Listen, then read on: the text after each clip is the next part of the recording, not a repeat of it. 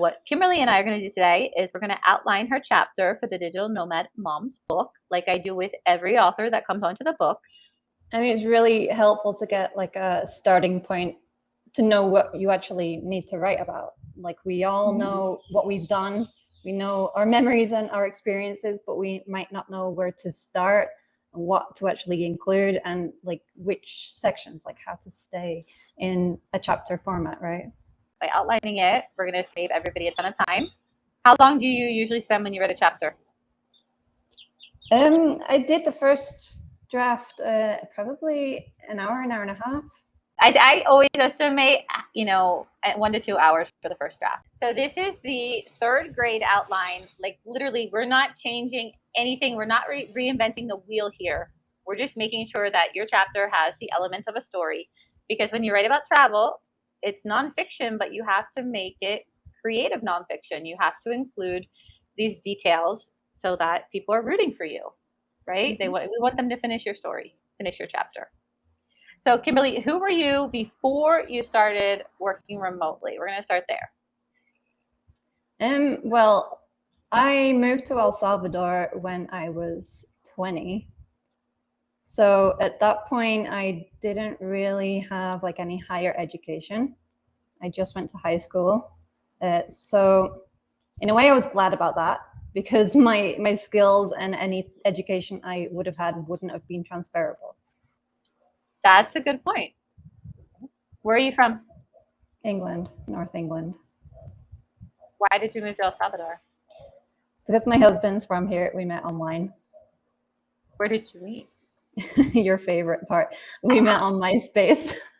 I know this because Kimberly's done other books, and I know Kimberly personally in real life, but the people watching don't know that. So you grew up in England, in the north? Yeah. Okay. The background is super helpful for the readers. And you met your husband on MySpace. All right, I'm writing it. You're my husband. The idea is that with each of these points, that Kimberly's going to go back and she's going to take this one sentence and write a whole paragraph, at least, right? I'm sure there's a whole paragraph that you could write about the town you grew up in and how you met your husband on MySpace, at least. And then you're in El Salvador. How are you making money? At the beginning, we had a family quite young. So I had the first few years where I was just relying on my husband and I was caretaker for our baby. And I just picked up jobs here and there. I tried to work at the English academies. I figured the only options I have as an English speaker in a Spanish speaking country are call centers and English teaching. Yeah. I thought I can't do English teaching because I don't have the qualifications, but I always hear nightmares about working in call centers. So I didn't really want to do that either. So I tried the language academy first.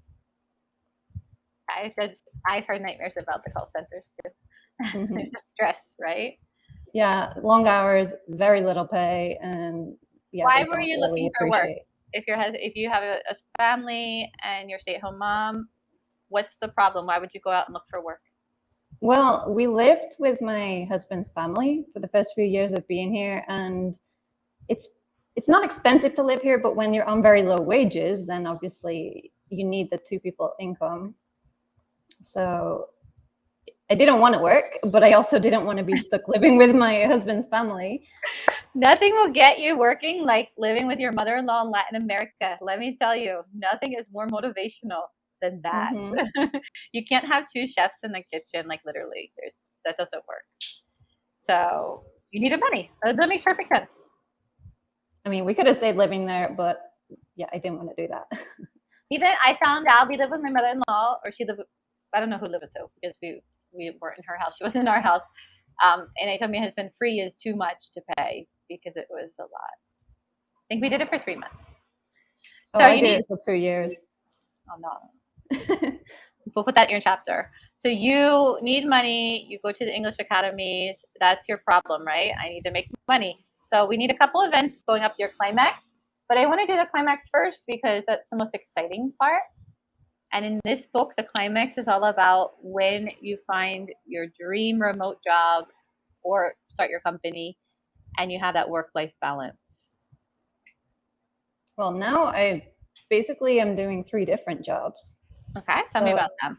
Number 1 is teaching English online, but I'm working for a company that's like very flexible, that you choose your own hours. So if you don't want to work, you just don't work, right? It has its downfalls that if you don't work, there's not like sick leave, vacation pay, or anything like that. But I just needed the flexibility. You can say the name, it's okay. I think everybody in the English teaching world knows.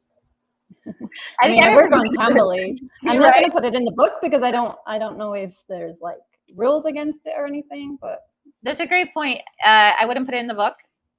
A lot of things that go into that we're typing in notes, it's up to you. Especially if you don't want to say something negative, I wouldn't put the name in the book because it is very low paying. Yeah, I mean, a lot of people, I see a lot of American, British, like English speaking teachers on Cambly complaining about the pay being so low. And I said, that's because they live in those countries. They live in the USA, they live in England, and in those countries, it is very low. But for me, that's more I'm going to get than a local job. So 100%. I taught locally in El Salvador. Yeah. It's I think $10.17 an hour if you teach the whole hour. Yeah. Right. But they haven't raised it in a long time. So. They try and give incentives and bonuses, but they're not really worth it. Okay. Why not? It's like work 4 hours on Saturday, 4 hours on Sunday, and then get this little bonus. So it's not even worth it to work like an extra 8 hours in the week. Unless you're already working those hours, then that's just a bonus for you. Okay. So were you happy with this online English teacher job? Because you said you have 2 more. So it doesn't sound like I'm happy with it, but I also obviously, with the fact that it's not one thing to rely on, that if there's no students, nobody's booking classes, then I just wouldn't have any income at all, because you're only paid for the classes that you actually teach and the minutes you're actually on a call. So if I just have one day that's completely dead, I've got no income for that day. Right. And if somebody cancels, well, there you go. They do have a cancellation fee now, but it's not the worth of the whole class. So it's like a couple of dollars, not the whole class. So what's the other job? I may know what your third job is, but what's the other job that came after this one? Is my bilingual books and learning materials. Okay. Bilingual. Which is ironic with my lack of Spanish. But how did this come about? If you don't know Spanish, how could you create? Because a lot of people have imposter syndrome. How are you even creating those? Well, I'm doing it on the basis of a very, very basic level. So it's for early childhood. It's for kids learning their very first words. And I know the first words, right? So my first book was pets. So it would just be one page saying dog and the next page saying perro, right? Mm-hmm. Just having the English word, the Spanish word, but having them both together in the same book, like next to each other. So the first book was pets. I've got like 4 more now. So I'm building it up, and don't worry, my husband checks all of the Spanish, so I know there's no mistakes, Yeah, even for the accents and everything. I hate the accents. So it's kind of like, you can do it together. Mm-hmm. I mean, I do the whole thing, and then he just checks it over with me afterwards. Okay. And I'm probably going to put some of this, the climax, into the rising event, just so you know. Mm-hmm. And your third job, which is obviously the best job that you have, is the project manager for Nomad Publishing. Right. It's typical that the authors on this book, and on every book, it's typical that we have like so many different things going on, entrepreneurs or idea factories. So it's very typical. And you don't have to say amazing things about Nomad Publishing because you work for me. That's not the point. But why would you look for another job? Because you told me I'm looking for another job. Why are you looking for another job if you already have 2 jobs?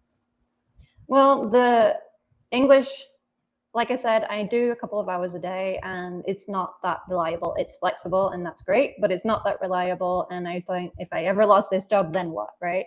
So working with you is a few hours a day as well. So I've got a few hours with English, a few hours with the book stuff. And it's good because I can just juggle them. I can fit them in when I want to fit them in, answer messages for you when I want to. It's just as long as I have the hours within the week, then it doesn't matter when I do them, right? Right. So yeah, typically, so right now I'm super flexible in terms of as long as you do the hours, I don't care if they're in the middle of the night or in the morning or whatever. So you have the flexibility. Especially because with your business, you're talking to people all over the world. So they're in different time zones anyway. So even if it's midnight for us, we're in the same time zone, it's not midnight for the people who are in Europe or other parts of the world, right? Yes, actually, the times that I answer messages at like midnight, I get so many responses. Work when I want. I was in Guatemala for New Year and sending answers on my phone. I was still working. Right. I remember you were in the car. Mm-hmm. I had the internet on my phone. It was just on and off every time I got signal. Okay, let's go back on. Mm-hmm. So now that forgetting that, Nomad Publishing is mine. Forgetting that part. Do you feel like you're earning a more stable income? Do you feel like you found the balance or not yet? I still want to grow the bilingual books to a more, but it's not really giving me income. But like my husband said to me, that you can put all of the hours in now of building it up, making more of a brand, and then it's just going to be online forever, right? So I can have it on the websites for sale, and people can still come across it, and I'll still get an income from it. So it's not that I'm going to be adding any more extra hours of work to that in the future. I can just leave it there, and eventually it can just add up, right? So it's not giving me much right now, but the more and more I make of it, the more people will come across it and hopefully keep buying. I have I have a teacher pay teacher store. When I stopped teaching, I just put everything on there because I had made all my materials. I haven't touched it in years, and I still just get payments every month, and it's pretty cool. Obviously more during the school year, but it's a couple $100s a month, and I do nothing. So that's a good goal. All right. So tell me more about. Let's find out what happened between teaching for Cambly and hey, I need money. I don't want to live with my husband's family, and getting that Cambly job. You said you worked in local schools? Well, I did 1 year in a school, but it was just basically they had that 1 year. They tried me out. They enjoyed it, but then the next year they didn't have the budget. So they laid me off. Next, I tried at the language academies. I hated the structure, right? They really just focus on learning from the books, finishing this many pages in this class, and they don't care whether the kids are actually taking the information in or not. And because I was a native English speaker, they wanted me to do the top level classes, like the most complicated structurally vocabulary. And I was like, I can't do that. I'm not qualified. I'm not trained. And that's actually easier for the Spanish teachers to teach because they've learned it more recently. I always have said that, like, people have that native versus non-native speaker teacher thing. And yeah, I would trust. I can explain you Spanish grammar way better than my partner who's Mexican. Yeah, way better. And I do it with my friends. They constantly ask me. Obviously, I have Spanish-speaking friends in El Salvador. They're always asking me English tips, advice. Why is this like this? I'm like, I don't know. I can correct your words. I can correct your language, but I can't explain it to you. And then I say, can you explain it to me in Spanish? Exactly. Yes. If I asked my brother something like, what's the passive tense, he wouldn't know. So they wanted you to do the hardest grammar. Exactly. So I do teach English now, but it's a more relaxed platform. It's you put on your profile, what are your qualifications? And on my profile, I write conversational, accent help, confidence help. So most of my students, they already have the structured part. They learned English in school. They know that. They just don't have the practice of actually speaking to someone. So that's what I do. Okay. So you felt more qualified to teach online on this option because it's more casual? Yeah. I mean, I don't feel qualified when I've not gone through some sort of teacher program. I don't know all of the structure and the vocabulary and sentence, everything. Just adding this over here. And Can I ask how much they paid you? And I'll tell you, it doesn't have to go to your chapter, but I'll tell you how much I earned working locally in El Salvador if you want. In the school or in the academy? I don't remember Both. the academy. The school, it was actually good for El Salvador. I think it was $90 a week, but I wasn't only doing a couple of hours each day. So that For was how actually many good hours for, do you think? it was probably about 2 per day. That is good for El Salvador. I know, that's why they didn't have the budget the next year and they didn't keep me on. I'm so sorry. So I was that like, I always lose my jobs. That's my problem. that's $9 When an I hour. find a really good job, I lose it because they can't keep it up in El Salvador for long. No, it's very hard to work locally, especially here in Mexico, especially since everything has gone online. There's no competition. Okay, so you were making the money. They didn't have the budget. You went to the academies, just reordering this. And what happened? I didn't stay at the academy. I stayed a couple of months and said, this is not for me. So then I just bit the bullet and said, okay, I've got to try out working in call centers because teaching is You did a call center? too, actually. Oh my God, I'm so sorry. This is the part of the story that goes right before your climax, where sometimes there's multiple, like, it goes up, it rises and falls.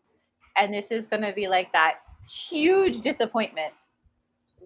Before I even hear about it, I already know it's a disappointment because you don't work there anymore. It's going to be the huge disappointment before you found something better. Oh man, what happened? Well, the first one I went to, I just did the training and it was a really long training because it was a new account and it was a dental insurance. So I had to learn everything, all the different programs they use, everything. And I was already, oh, this is very confusing. All of the computer stuff on top of that, learning everything dental. I know way more about teeth than I ever desired to know. And the first week I got onto the floor, I can't do this. No. So I got to try another one. So I went straight from that job. I did the whole month of training and tried another different one. What did you get on the second one? The second one, I actually looked out and I found a captioning job. So just call captioning. It wasn't typing. It was just repeating the phone calls. Oh, okay. So that was actually really easy because most of the people here have the accent or they have lived in the US and come back to here. So they have a more American accent.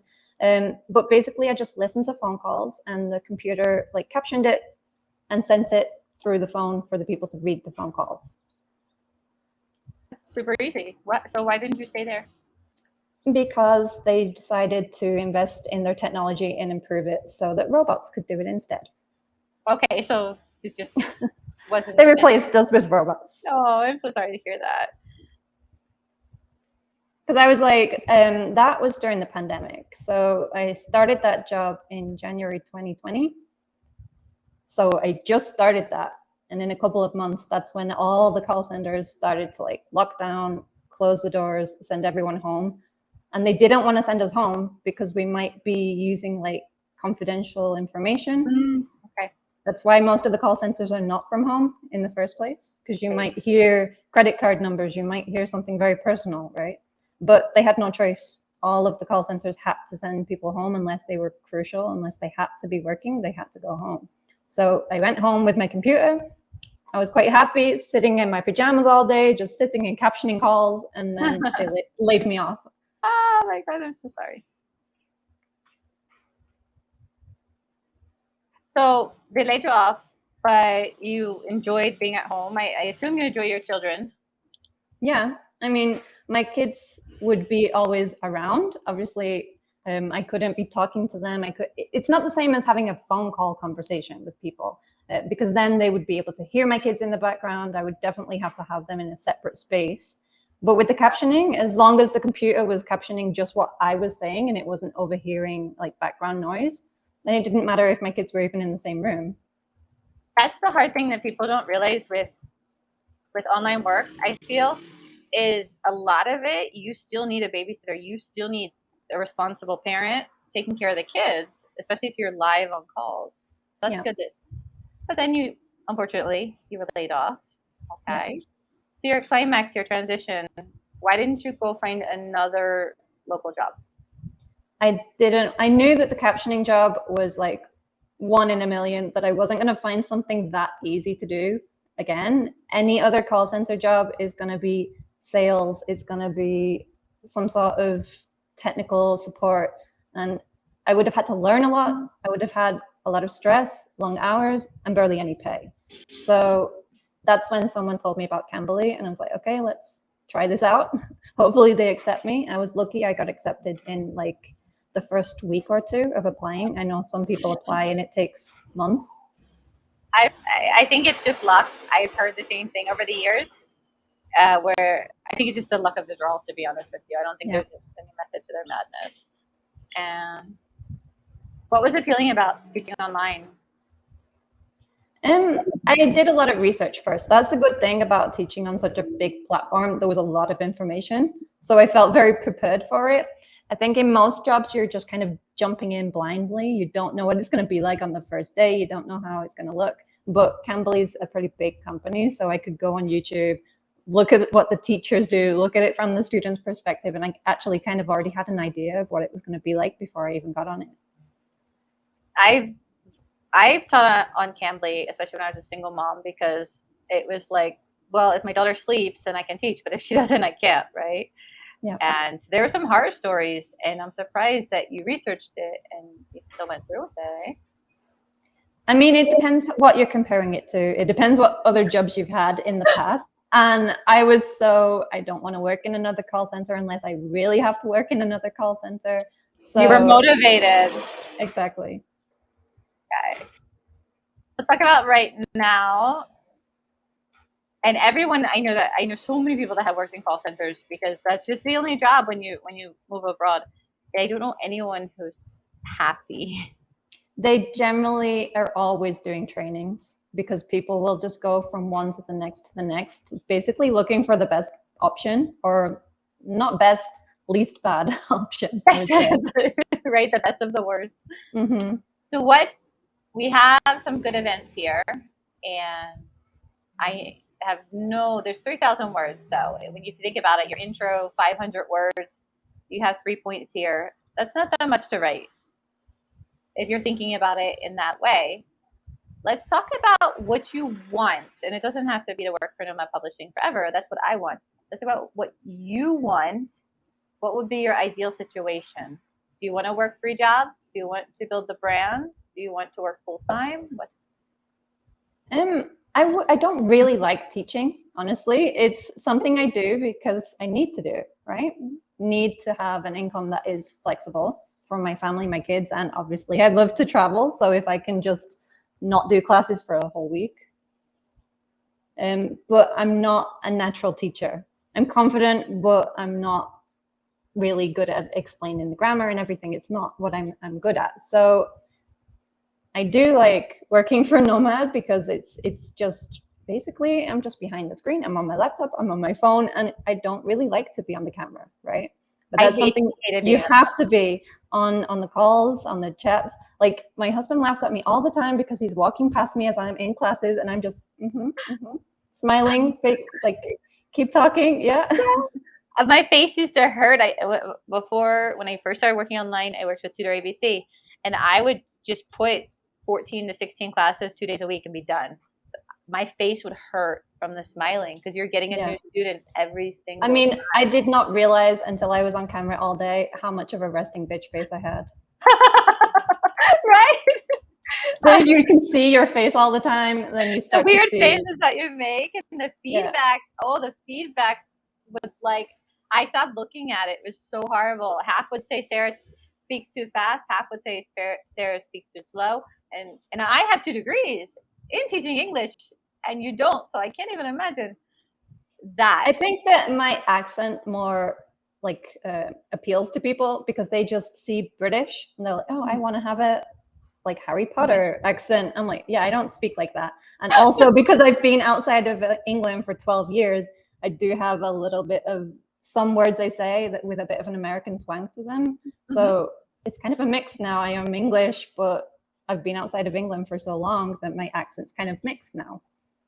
I've seen that happen to other people too. My daughter speaks weird when she speaks in English. She says the word's weird. It's so funny. Okay, so you don't like you like being behind the scenes. But you said that teaching is not your strength. What is your strength that you consider? I'm still working on it, but that's probably why I have a few different things, that I'm not just settled down in one job, because I've already had the experience of going, I like this job, I'm going to stay in this job for a long time, and then I lost that job. So even if I have my English, I have working with you, and also working on my books, like the ideal situation would be everyone loves my books and starts buying them and I don't have to do anything else, right? But I only make a few cents, a few dollars here and there on that. So that's not a realistic, sustainable business yet, at least. That's a great point. It is a great point because when I worked online for other companies, especially the Chinese teaching companies, I never felt safe. I always had at least two jobs because one day you lose your electricity in the house and you miss a class and you're fired. Like it doesn't matter if you have all great ratings. And I never felt safe working for those types of companies. When you're following action and your conclusion. So the cheesy part is sometimes people will say like, oh, money doesn't buy happiness. Or a lot of people in this book are saying that it's not worth it to work for someone else when I'm missing out on my children. I'm missing out on their, them being a baby or important milestones. What do you want readers to take away from your story? I think mine is more, if I can do it, so can you, because I only have a high school education. I don't have any degrees. I don't have any special skills. The only thing that set me apart from the people around me is that I'm a foreigner. I speak English as a native language. So that puts me already at an advantage living in El Salvador. I'm going to disagree with you on the part that you don't have any special skills. And I want to put this here. You're right. You're right. Being an expat in a foreign country, you have way more opportunity. I get job offers. I just got a job offer this week. I don't want to teach, and I haven't taught in like 5 years, and not locally. But I still get job offers all the time from local schools, just because you're a foreigner. Mm-hmm. And if you were in England, what would that be like? I mean, I would not be teaching. You have to be qualified. You have to have the right skills for that. But without a degree, I would still be able to work, but it would be maybe a cashier, maybe in retail, just something minimum wage, basic. But I would have to probably be working in an office, in a shop, on site somewhere. All right, I like these are great points. These are awesome points. Now, I think I'm a big proponent, and you don't have to put this in if you don't want to. I'm a big proponent of living abroad and traveling abroad, giving you marketable skills. So when you say I don't have any special skills, you do because you've been living in El Salvador for how many years? I think 14? 12. 12, just one below. 13 years. You're 12 years. You don't survive in El Salvador for 12 years without having some kind of special skill. Well, if you can tell me what it is. I mean, I can basically, I'm friendly. I can talk to anyone. I'm an introvert, which surprises people because I can talk. I literally talk for my job. I'm a conversational English teacher and I can talk about anything. I love to travel, so that's the easiest topic. I can talk about the places I've been to. And a lot of my students are Middle Eastern. They want to know the differences of Western culture, of Latino culture, and that's what I talk about a lot. So I do know a lot, like different culturally. I think it gives you a lot of patience to live in a foreign country, that if you don't speak the language, especially like I don't, you have to have patience that people trying to talk to you. It gives you patience on a lot of levels because the Mexican time whole thing is just. Oh, people are always late here as well. And British people are on time, so that drives me crazy. All right. I'm just still looking at the lesson, okay? When I look at this, I see there's so many different ways it could go, right? But I see you trying. I see that you're trying everything, even if you know that you're not going to like it, because you said I'm not a teacher. I don't feel comfortable. I don't have the education or the qualifications, but you still tried it. I mean, if you never try something, you don't know how it will go, right? That's perfect. That's your lesson. If you don't try, and we can work on the wording, right? Sometimes people say like big risks, big rewards, right? Mm-hmm. It's like the whole idea of if you never go to a place, then you can't judge it. Right? Everyone who says don't go to El Salvador has never been to El Salvador. Yeah, because it's so dangerous. That's a whole nother chapter, right? When we do an El Salvador book, because we have to do an El Salvador book, because there are no El Salvador books besides talking about the Civil War in the 80s. There's nothing positive about El Salvador. I'd love to do a book about. That's what I mean. I think people still think that it's in the 80s, right? That's before I was even born. So I don't know what it was like back then, but it's not like that anymore. So this is what you end up with to write your chapter. This one it's only 667 words. I just did an outline that was well over 1,000 words this morning. But the idea is that everything here in bold, if you're looking at it like this, 500 words. Your goal is to write 500 words. If you cannot write 500 words about these topics, I would be like shocked. It's never happened that somebody could not write 500 words with these ideas. What do you think? I mean, I'm not as wordy as you, but with the intro, it definitely helps to know, like, when you say intro, you're thinking where from, like the very beginning, or where do I start, right? Exactly. So you're going to talk about how you grew up. And then the first time that you write your chapter is very factual, typically. Most people write about the facts. And then when I take a look and the developmental editor takes a look, we're going to be like, describe the house that you grew up in England or the apartment. I don't know. Describe what your day was like. Describe what you look like and what kind of person you are. And you talked about being an introvert and what you were into and how you ended up on MySpace. It's ironic that I did drama at school, right? As an introvert. There you go. Like, these are great topics to put here because it helps us relate to you. But it's because I'm being somebody else.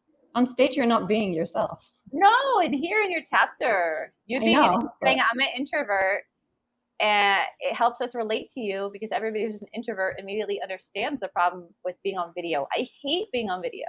I think everyone imagines an introvert to be very shy and very quiet. So when you get somebody who's very talkative and very outgoing, they're like, you're not an introvert. It's like, I am. It's just very physically draining to do that. I can do that, but I don't like to do that. Yeah, so that's a great point because you've done all of these things and it really ties in well. You've done all of these things that, yeah, I can do it. I can do the language academies and working locally. I can go to a call center. I don't like it, but I'll do it because I need the money. Right. Right. So this is what you get to start off your first draft. You know that the first draft is called the vomit draft for a reason. There's probably things that you didn't mention. There's probably things that you aren't sure, like, oh, do I put the name of the company or the school? But the most important part is that you write it. You just write it. Once you write it, we can edit it. If you don't write it, there's nothing to edit. So thank you so much, Kimberly, for being the example here. I'm going to stick this video on YouTube.